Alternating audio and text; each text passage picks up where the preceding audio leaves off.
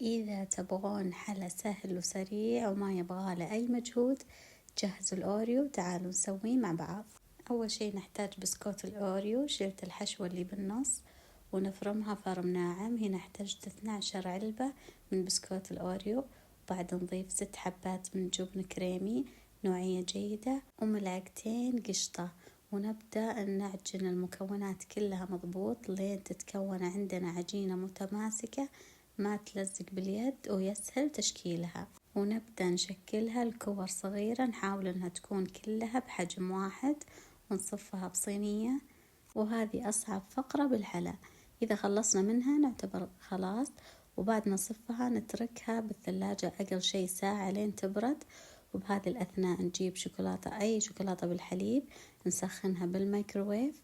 وبعدها نبدأ نغمس كرات الأوريو. بعد ما تبرد نغمسها بالتساوي ونحطها على صينية مبطنة بورق زبدة. ضروري ورق الزبدة عشان يسهل إن نطلع الحلا بعد ما يبرد وما يلزق في الصينية.